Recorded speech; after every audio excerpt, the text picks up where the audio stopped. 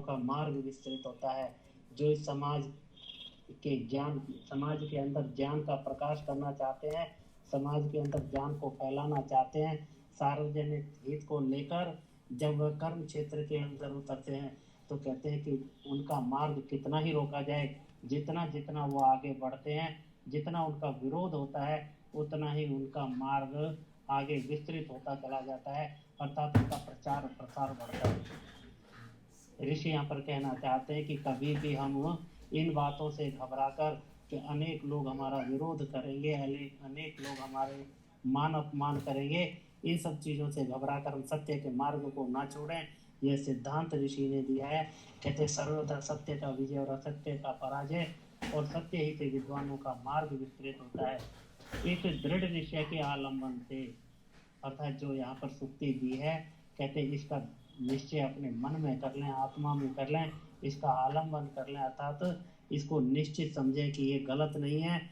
तो कहते हैं इस दृढ़ निश्चय के आलम्बन से आप तो लोग परोपकार करने से उदासीन होकर कभी भी सत्यार्थ प्रकाश करने से नहीं हटते।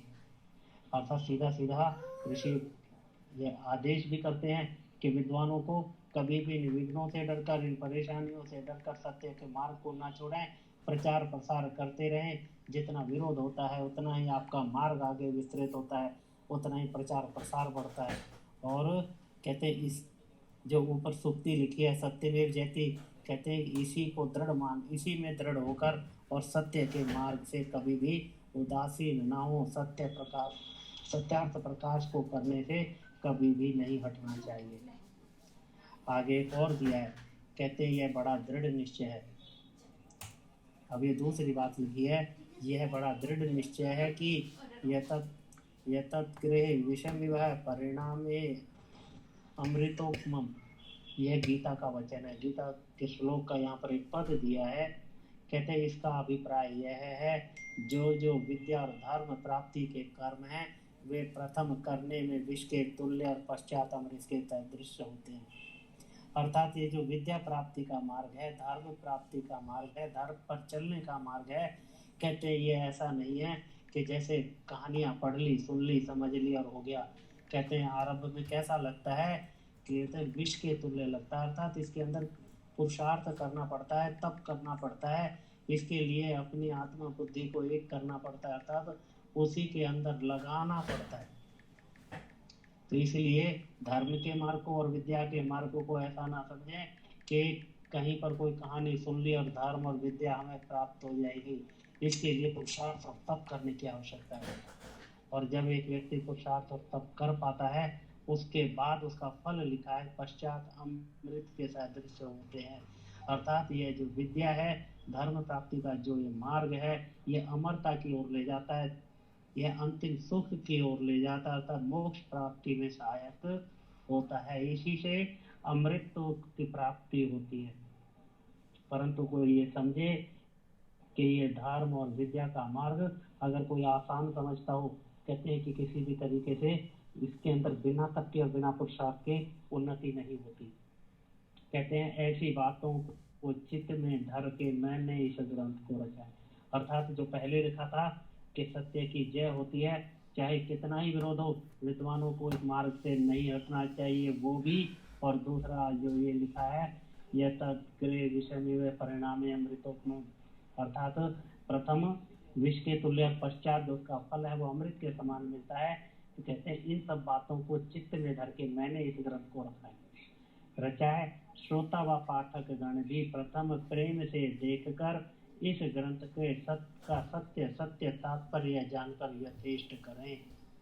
अर्थात ऋषि कहते हैं जिस भावना से, जिस मनसा से मैंने इस ग्रंथ को रचा है, कहते हैं कि पाठक गण भी या सुनने वाले सभी व्यक्ति इसको प्रेम से अर्थात इसका विरोध ना करते हुए, कि आरंभ में ही इसका विरोध करके बोले हमें ये नहीं पढ़ना, इसके अंदर कुछ ऐसा नहीं है। कहते हैं सत्य सत्य का तात्पर्य जाने, और सत्य सिद्धांत है क्या, और जब सत्य को जान पाए उसके बाद, केवल जानने से काम नहीं चलेगा। केवल सत्य ज्ञान प्राप्त कर लिया और आचरण में नहीं उतारा गया तो उसका भी कोई लाभ नहीं। इसलिए कहते हैं कि सत्य सत्य तात्पर्य जानकर यथेष्ट करें, अर्थात अपना आचरण उसी के अनुसार बनाएं, अर्थात अपना जीवन पूरा वेद के सिद्धांतों के अनुसार, सत्य सिद्धांतों के अनुसार होना चाहिए। आगे लिखते हैं, इसमें यह अभिप्राय रखा गया है कि जो जो सब मतों में सत्य सत्य बातें हैं वे सब में अविरुद्ध होने से उनका स्वीकार करके। यहाँ पर भी ऋषि ने कहा, कहीं भी ये नहीं लिखा, पूरे सत्यार्थ प्रकाश में कहीं पर भी ऋषि ऐसा नहीं लिखते कि जो मैंने कहा है वो सत्य है। यहाँ पर लिखा है जितने भी मत मतांतर हैं उन सब में जो जो सत्य बातें हैं, कहते हैं उन सब बातों में अविरुद्ध होने से, अर्थात जो सत्य है वो उस पर कभी भी किसी का विरोध नहीं होता। 11वें समूलात में ऋषि ने वहाँ पर एक प्रयोग भी लिखा है कि सत्य सिद्धांत का किस प्रकार जाना जाए कि किन किन मतों में क्या क्या सत्य बातें हैं, तो वहाँ एक प्रयोग लिखा है, वहीं पर उसको जानेंगे। परंतु कहते हैं कि जब सत्य सिद्धांत हैं उन सत्य सिद्धांतों का सारे मतों में कहीं पर भी विरोध हो नहीं सकता। तो कहते हैं उन सबको स्वीकार करके, अर्थात सारे मत मतांतरों में जो सत्य है उसको स्वीकार भी करें, उसका ग्रहण करें, और जो जो मत मतांतरों में मिथ्या बातें हैं उनका खंडन किया है। और इसमें यह भी अभिप्राय रखा है कि सब मत मतांतरों की गुप्त व प्रकट बुरी बातों का प्रकाश कर। अब यहाँ पर 2 शब्दों का ऋषि ने प्रयास किया है, लिखा है कि गुप्त व प्रकट बातें। ये जो मत मतांतर वाले लोग हैं ये क्या करते हैं, ये अच्छी अच्छी बातें जो सामान्य जन को ठीक लगती हैं उनका प्रचार करते हैं, और जो सिद्धांत ऐसे हैं कि जिनको जनता को जनाया नहीं जाता परंतु वह विपरीत सिद्धांत हैं, असत्य सिद्धांत हैं, उनको वो गुप्त रखते हैं। विशेषकर जैनियों में और अन्यों में वो अपनी उन बेसिक बात जो उनकी मूल बातें हैं, मूल सिद्धांत हैं, उनको ना जनाकर केवल कुछ सिद्धांतों को जनाते हैं। तो ऋषि कहते हैं कि मैंने सब मत मतांतरों के, विशेषकर जो 4 हैं उनके गुप्त व प्रकट दोनों को लिखा है, का बातों का प्रकाश कर विद्वान अविद्वान सब साधारण मनुष्यों के सामने रखा है। विद्वान अविद्वान अर्थात जो विद्वान है, जो सत्य सत्य को जानते हैं उनके सामने भी रखा है, और उसके बाद अविद्वान अर्थात सामान्य जन के सामने भी रखा है, क्योंकि सब मनुष्यों को अधिकार है सत्य सत्य को जानकर सत्य का ग्रहण करें। तो कहते हैं दोनों प्रकार के लोग, अर्थात सामान्य जन भी और जो विद्वान जन है उन लोगों के सामने इन सत्य सत्य सिद्धांतों को जो मत मतांतरों के अंदर है उन सबको यहाँ पर रखने का प्रयास किया है।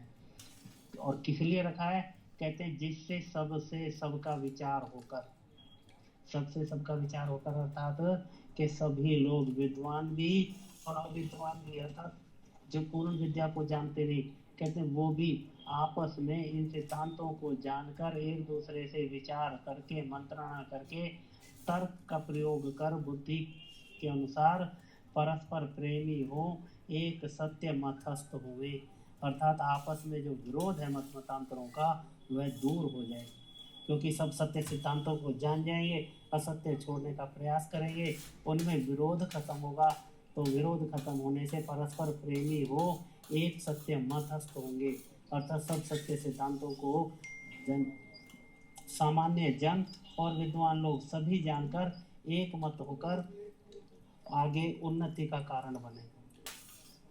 अब ऋषि यहाँ पर एक बात और लिखते हैं, यद्यपि मैं आर्यवर्त देश में उत्पन्न हुआ और बसता हूँ। ये किस लिए लिखा है, अगर आप सामान्यतः देखें कि जो व्यक्ति जहाँ पर पैदा हुआ है, जिस देश के अंदर रहता है, वहाँ की चाहे बातें गलत हो या सही हो, वह उनका समर्थन करता है और दूसरे की बातों का विरोध करता है। यहाँ पर ऋषि कहते हैं कि मैं आर्यवर्त देश में उत्पन्न हुआ हूँ, वहीं पर रहता हूँ, तथापि जैसे इस देश के मत मतांतरों की झूठी बातों का पक्षपात ना कर यथा तथ्य प्रकाश करता हूँ। अर्थात ऋषि ने अपने देश के अंदर भी जो झूठे मत मतांतर चलते हैं उनका भी यहाँ पर खंडन किया है, जबकि सामान्य लोग क्या करते हैं, अपनी बात को सत्य ठहराते हैं चाहे वो सत्य हो या ना हो। तो कहते हैं मैंने ऐसा पक्षपात नहीं किया है, जो जैसा है उसको उसी रूप के अंदर यहाँ पर रखा है। तो कहते हैं कि तथापि जैसे इस देश के मत मतांतरों की झूठी बातों का पक्षपात ना कर यथा सत्य प्रकाश करता हूँ, वैसे ही दूसरे देशस्थ व मत वालों के साथ भी वर्तता हूँ। अतः जैसे मैंने अपने देश के अंदर चलने वाले मतों का खंडन किया है, वैसे ही अन्य देश वालों का किया। अर्थात ऐसा नहीं है कि मैंने केवल विदेशियों का खंडन किया और अपने देश वालों का कहीं पर विरोध नहीं किया। कहते हैं जैसा स्वदेश वालों के साथ मनुष्य उन्नति में विषय में वर्ता हूँ, वैसे विदेशियों के साथ भी सब सज्जनों को वर्तना योग्य है। अर्थात इस संसार के जितने विद्वान लोग हैं, सज्जन लोग हैं, इन लोगों को भी इसी प्रकार व्यवहार करना चाहिए। अर्थात अपना सत्य, दूसरे का असत्य, इस सब पक्षपात को छोड़कर सभी सत्य सिद्धांतों को एक मत्य होकर उसका प्रचार सभी को करना चाहिए। अर्थात सभी मतांतरों में जो जो बातें सत्य हैं, जो सिद्धांत सत्य हैं, उन सब का निर्धारण कर उन्हीं का प्रचार करें और असत्य मत को छोड़ दें। और कहते हैं जैसे मैंने किया है और अन्य विद्वान लोग भी ऐसा ही करें, क्योंकि जो मैं भी किसी एक का पक्षपाती होता तो जैसे आजकल के स्वमत की स्तुति, मंडन और प्रचार करते और दूसरे मत की निंदा, हानि और बंद करने में तत्पर होते हैं, वैसे मैं भी होता। परंतु ऐसी बातें मनुष्यपन से बाहर हैं।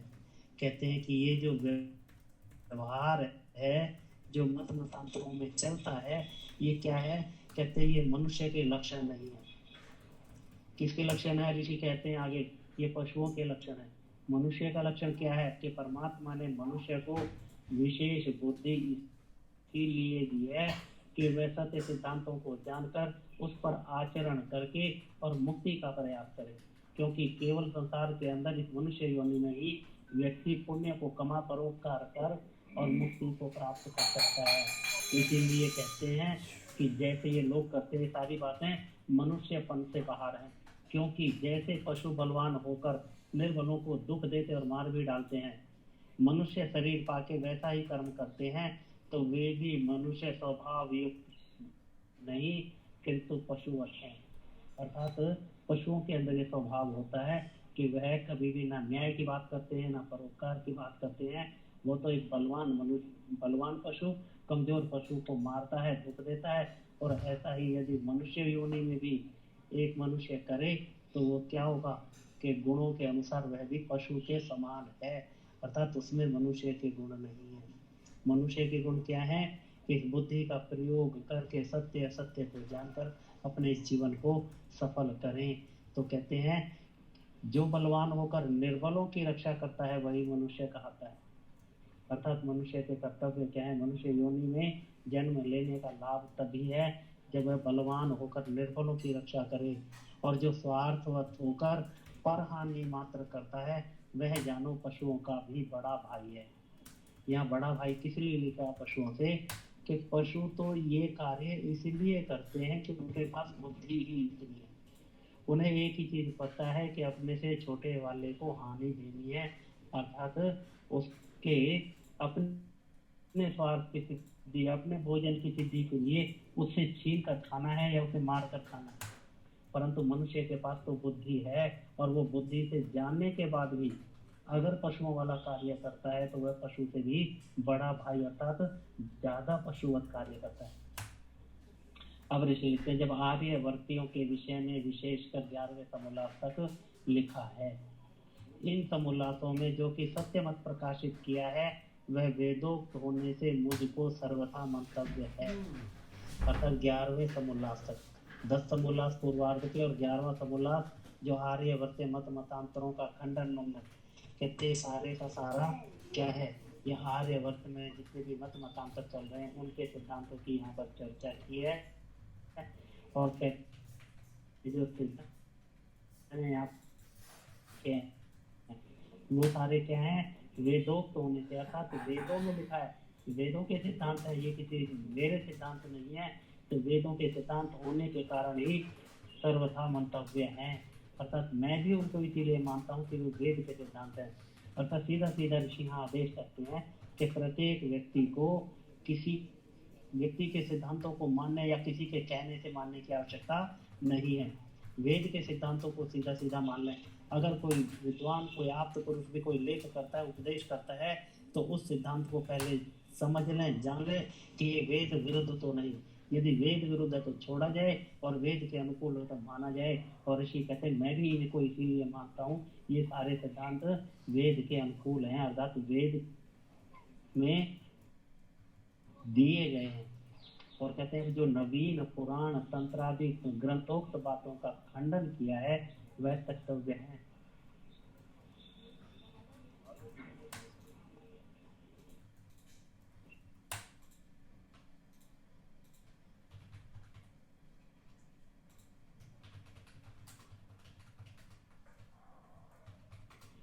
तो इसके अंदर लिखते हैं, कहते हैं नवीन पुराण। वैसे पुराण शब्द का जो अर्थ आता है वो पुरातन से आता है, सनातन से आता है। सनातन किसको कहा है? ऋषि ने वेदों को सनातन कहा है, अर्थात सृष्टि के आरंभ में वेद आए थे, कहते इसीलिए वो पुरातन है। परंतु जो ये कुछ वर्षों पहले कुछ ग्रंथों की रचना हुई थी उनको नाम पुराण दिया गया, ऋषि उनको नवीन ग्रंथ कहते हैं, अर्थात ये नए बनाए गए हैं। इसीलिए लिखते हैं जो नवीन पुराण तंत्रादि ग्रंथोक्त बातों का खंडन किया है, अर्थात इनमें जो असत्य सिद्धांत दिए गए हैं उनका ऋषि ने जो जो खंडन किया है वो सारे त्यागने योग्य हैं, उनको ग्रहण नहीं किया जाना चाहिए। आगे लिखते हैं यद्यपि 12वें समोल्लास में चारवाक का मत इस समय क्षीणास्त है। ये चारवाक पहले चला करता था, तो कहते हैं अब तो वो लगभग समाप्त हो गया। तो कहते हैं और ये चारवाक बौद्ध और जैन से बहुत अनिश्वर आदि में रखता है, अर्थात ये चारवाक मत कौन सा मत है? ये नास्तिक मत कहलाता है, ये ईश्वर को ना मानने वाले लोग हैं। अब ये चारवाक तो समाप्त हो गया, परंतु जैन बौद्ध आदि जो मत हैं, जो नास्तिक मत हैं, कहते हैं यह उससे संबंध रखता है, ऐसा उनके सिद्धांत काफी इससे मिलते हैं। ये चारवाक सबसे बड़ा नास्तिक है, उसकी चेष्टा को रोकना अवश्य है, क्योंकि जो मिथ्या बात ना रोकी जाए तो संसार में बहुत से अनर्थ प्रवृत्त हो जाएं। ये बात ऋषि ने कहा है कि जितने भी असत्य सिद्धांत चलते हैं उन सबको रोकना चाहिए, मिथ्या बातों को रोकना चाहिए। यदि ये ना रोके जाएं तो कहते हैं कि यह संसार में बहुत अनर्थ हो जाता है, अर्थात ये मिथ्या सिद्धांत सामान्य लोग इनको ग्रहण कर लेते हैं और उससे हानि होती है। और इसका आज भी जो सामान्य जन ने मिथ्या सिद्धांतों को आज अपनाया हुआ है उनको वो छोड़कर राजी नहीं। बड़ा मुश्किल हो जाता है मिथ्या सिद्धांतों को छुड़वाना, और यही कारण रहा कि मिथ्या सिद्धांतों को पिछले हजारों सालों में रोका नहीं गया। जिसके मन में जो आया वही सिद्धांत उन्होंने चलाए, वैसे ही ग्रंथ बनाए, अनेक प्रकार के मत बना दिए गए और रोका किसी के द्वारा नहीं गया। जबकि रोकने का कर्तव्य राजा और ब्राह्मणों का बनता था, क्षत्रिय और ब्राह्मणों का बनता था। और ये मिथ्या अवधारणाएं ना रोकने के कारण आज ये संसार की हानि हुई है। कहते हैं चारवाक का जो मत है वह बौद्ध और जैन का मत है, वह भी 12वें समोल्लास में संक्षेप से लिखा गया है। बौद्धों और जैनियों का भी चारवाक के मत के साथ मेल है, कुछ थोड़ा सा विरोध भी है, परंतु जैन भी बहुत से अंशों में चारवाक और बौद्ध के साथ मेल रखता है। थोड़ी सी बातों में भेद है, इसलिए जैनों की भिन्न शाखाएं गिनी जाती हैं। वह भेद 12वें समोल्लास में लिख दिया है, यथा योग्य वही समझ लेना। जो इनका भिन्न है तो 12वें समोल्लास में दिखाया गया है। बौद्ध और जैन मत का विषय भी लिखा है। कहते हैं इनमें से बौद्धों के दीप वंश आदि प्राचीन ग्रंथों में बौद्ध मत संग्रह सर्वदर्शन संग्रह में दिखलाया गया है, उसमें से यहाँ लिखा है। अर्थात जो संदर्भ ऋषि ने बौद्ध मत के बारे में जो उनके सिद्धांत यहाँ लिखे हैं उसके लिए पुस्तक बताई है कि इन ग्रंथों से लिए गए हैं, और जैनियों के निम्नलिखित सिद्धांतों के पुस्तक हैं। अब यहाँ पर जैनियों के पुस्तकों की सूची भूमिका में इसलिए दी है क्योंकि ये ऋषि आगे लिखते हैं कि ये जैनी लोग अपने ग्रंथों को सामान्य जनों को दिखाते नहीं। और एक और विशेष बात है वो भी ऋषि ने आगे लिखी है कि जब कोई संदर्भ इनके ग्रंथों से कोई लेकर दे तो कहते हैं हम इसे तो मानते नहीं। तो इसलिए ऋषि ने भूमिका में इनके ग्रंथों को लिख दिया। अन्य मतांतर वालों में जो गलत बातें भी लिखी हैं तब भी वो कहते हैं कि हाँ ये ग्रंथ हमारा है, परंतु जैनी अपने ग्रंथों से भी मना कर देते हैं। तो इसलिए ऋषि ने यहाँ पर उन ग्रंथों की सूची दे दी है।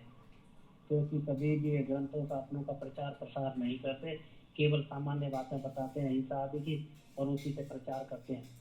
इसीलिए यहाँ पर एक सूची यहाँ पर दी है, उसे आप देख लें। अब यहाँ पर लिखते हैं कि इनमें ढूंढिया अवयवों को नहीं मानते। ये सूची के बाद मैं आप अभी पढ़ रहा हूँ। ये ढूंढिया एक जैनियों में ही है।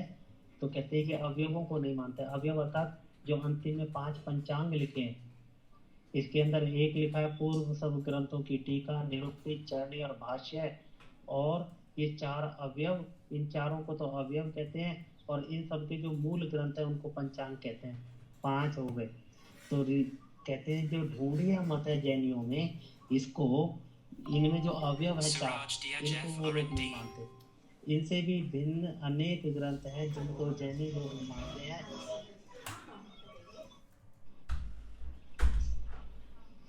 इनका विशेष मत पर विचार 12 सन्मुल्लास में देख लीजिए।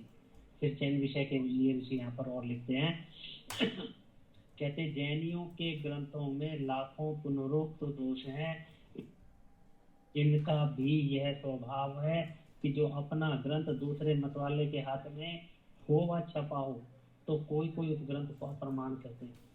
अर्थात अगर वो व्यक्ति किसी के हाथ में इनका ग्रंथ लग जाए और उस ग्रंथ में लिखी हुई बात को कोई दिखाए, तो ये सीधा कह देते हैं ये ग्रंथ हमारा नहीं है। तो ऋषि इसी बात को यहाँ पर विशेष तौर से लिखना चाह रहे हैं। तो कहते हैं यह बात उनकी मिथ्या है, क्योंकि जिसको कोई माने और कोई नहीं, इससे वह ग्रंथ जैन मत से बाहर नहीं हो सकता। अर्थात जैनियों में कहते हैं हम इसको नहीं मानते, तो ऋषि कहते हैं इस तरीके से सिद्धांत नहीं बनता। था जिसको कोई भी जैनी ना माने उसको कहा जाता। अगर एक वर्ग मानता है दूसरा वर्ग नहीं मानता, तो निश्चित है कि एक वर्ग मानने से वो जैनियों का ग्रंथ माना जाना चाहिए। तो इसीलिए कहते हैं क्योंकि जिसको कोई माने कोई नहीं, इससे वह ग्रंथ जैन मत से बाहर नहीं हो सकता। हाँ, जिसको कोई ना माने और ना कभी किसी जैनी ने माना हो, तब तो अग्राह्य हो सकता है, परंतु तो ऐसा कोई ग्रंथ नहीं है जिसको कोई भी जैनी ना मानता हो। इसलिए जो जिस ग्रंथ को मानता होगा, उस ग्रंथस्थ विषय खंडन मंडन भी उसी के लिए समझा जाता है। तो ऋषि कहते हैं कि अगर जैनियों में अलग अलग वर्ग के लोग कुछ ग्रंथों को मानते हैं, तो कहते हैं कि जब उनका खंडन किया जाता है तो वह उसी के लिए माना जाए जो उस ग्रंथ को मानता है। दूसरा नहीं मानता तो ठीक है, मान लिया कि नहीं मानता, परंतु जो मानता है उसी के लिए वह खंडन होता है। परंतु कितने ही ऐसे भी हैं जो उस ग्रंथ को मानते जानते हों तो भी स्वभाव और संवाद में बदल जाते हैं। अर्थात जब इनसे शास्त्रार्थ होता है, जब इनसे विचार विमर्श होता है, तो ये सीधा सीधा फिर मना कर देते हैं कि ये तो हम नहीं मानते। अर्थात जहाँ ये फंस जाते हैं उसी को ये फिर कहते हैं ये तो हम नहीं मानते, ये ग्रंथ हमारा नहीं।